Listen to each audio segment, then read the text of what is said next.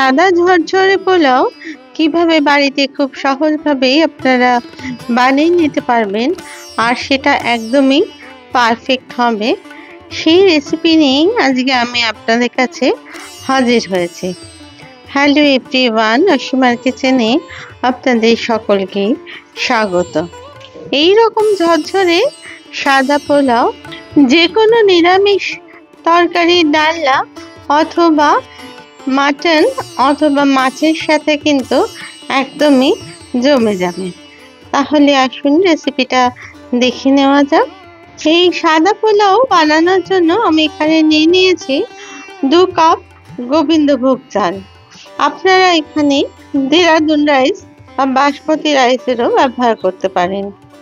প্রথমে চালটাকে বার 2-3 ধুয়ে একদম জল ঝরিয়ে তারপরে এটাকে ঢেকে রেখে দিলাম আধ ঘন্টার জন্য। দেখুন আধ ঘন্টা পরে জলটা কিন্তু একদমই শুষে গেছে আর এটা অনেকটাই শুকনো হয়ে গেছে। অন্যদিকে গ্যাসেতে একটা কড়াই বসিয়ে আমি দিয়ে দিলাম 2 চামচ মতো ঘি। আজকে আমি ঘিতে রান্নাটা করব, আপনারা চাইলে সাদা তেলেও ব্যবহার করতে পারেন। এরপর আমি এর মধ্যে দিয়ে দিলাম কাজু বাদাম। এখানে 50 গ্রাম মতো কাজু বাদাম ছিল, সেটাকে খুব ভালো করে ভেজে নিলাম। যখন এর লালচে রং ধরলো সেই সময় আমি এর মধ্যে দিয়ে দিলাম 25 গ্রাম মতো কিশমিশ। কিশমিশটাকেও খুব ভালো করে ভেজে নিলাম। এই সময় গ্যাসের আঁচটা মিডিয়াম রাখবেন, হাই করলে কিন্তু কিশমিশটা পুড়ে যাওয়ার সম্ভাবনা থাকবে। এরপর কিশমিশটা যখন একটু ফুলে উঠবে সেই সময় আমি কাজু আর কিশমিশ দুটোই তুলে নিলাম একটা বাটির মধ্যে।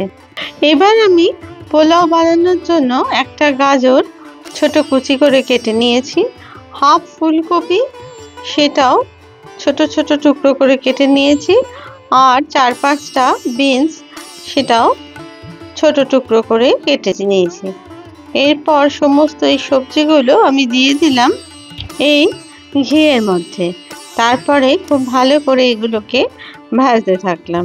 এই সময় গ্যাসের আঁচটা কিন্তু বাড়িয়ে দেবেন, না হলে কিন্তু এটা গলে যাবার সম্ভাবনা থাকবে আর তাতে করে ক্রাঞ্চি ভাবটা যে সবজির মধ্যে থাকে সেটা কিন্তু নষ্ট হয়ে যাবে।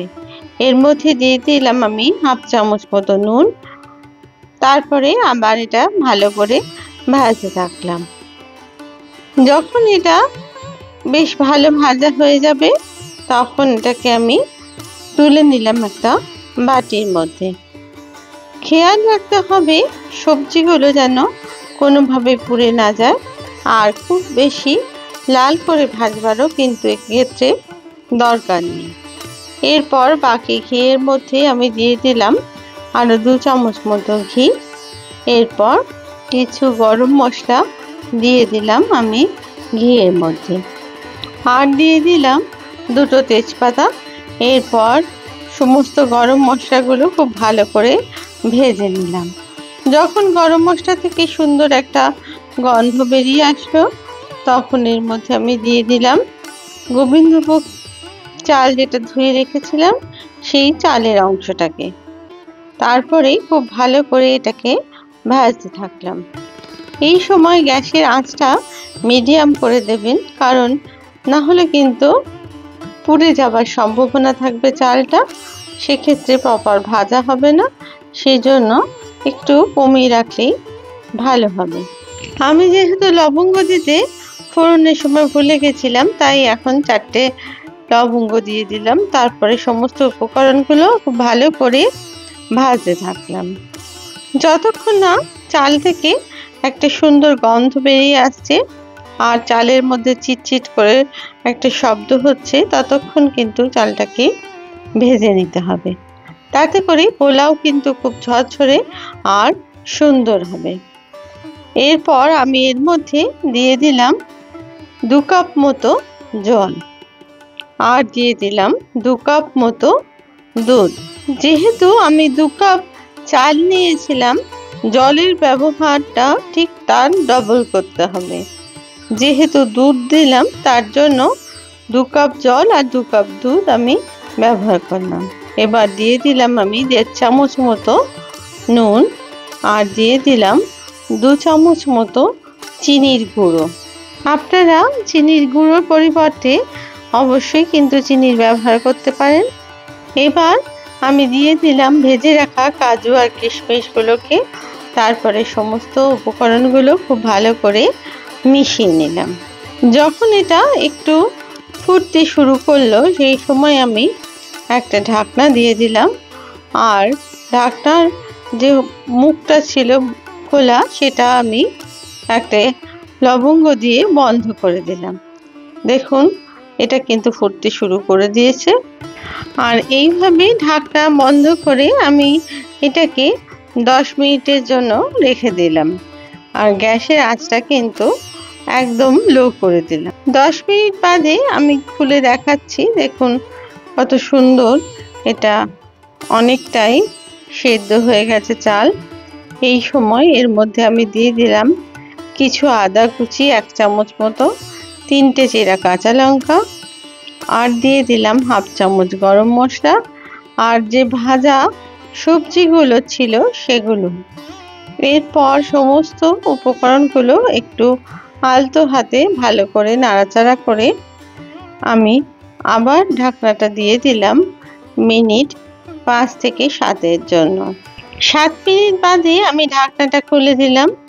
দেখুন জলটা কিন্তু একদমই শুষে গেছে চালের মধ্যে আর আমার কিন্তু পোলাও অলমোস্ট তৈরি হয়ে এসেছে। তবে এখনো ঝরঝরে ভাবটা আসেনি বলে আমি একটু ওপর নিচ করে ভালো করে একটু নাড়াচাড়া করে দিলাম যাতে নিচের ভাতের অংশগুলো ওপরে এসে যায় আর ওপরের অংশ যাতে নিচে চলে যায়। এতে করে সমস্ত চালগুলো সমানভাবে কিন্তু সেদ্ধ হবে বা রান্না হবে।